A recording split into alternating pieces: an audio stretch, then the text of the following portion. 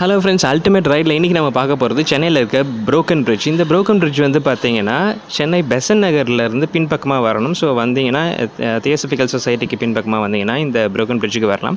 And இன்னொரு வழி வந்து பார்த்தீங்கன்னா லீலா பேலஸ் வழியாக வந்தீங்கனாலும் இந்த பிரிட்ஜுக்கு வரலாம். அண்ட் இந்த பிரிட்ஜு வந்து பார்த்தீங்கன்னா இந்த 2 மீனவர் கிராமத்தையும் இணைக்கிறதுக்கான ஒரு பாலமாக தான் கட்டியிருக்காங்க. ஸோ ஏன்னா அந்த மீனவர் கிராமத்தில் இருக்க ஜனங்களும் இந்த சைடு இருக்கிற மீனவர் கிராமத்தில் இருக்க ஜனங்களும் இந்த வழியாக போயிட்டு வரதுக்கான ஒரு சுமூக வழி இருக்கணும் அப்படின்றதுக்காக தான் பண்ணியிருக்காங்க. பட் அதுக்கப்புறம் ஏற்பட்ட ஃப்ளட்டில் வந்து இது உடஞ்சி விழுந்துருச்சு.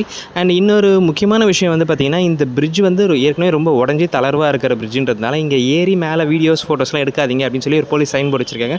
ஸோ சேஃப்டி ஃபஸ்ட், அந்த பிரிட்ஜ் மேலாம் ஏறாதீங்க. அண்ட் இன்னொரு விஷயம் வந்து பார்த்திங்கன்னா இந்த உடஞ்சதுக்கப்புறமா தான் இந்த பிரிட்ஜுக்கு வந்து புரோக்கன் பிரிட்ஜுன்னு பேர் வந்து தவிர அதுக்கு முன்னாடி என்ன பிரிட்ஜு இருந்ததுன்னு சொல்லி தெரியாது. அண்ட் இந்த பிரிட்ஜ் வந்து வாலி, ஆயுத எழுத்து, அது மாதிரி நிறைய படங்களில் வந்து இந்த பிரிட்ஜு காமிச்சிருப்பாங்க. நிறைய இடத்துல இன்னும் நிறைய படத்தில் வந்து இந்த இடத்த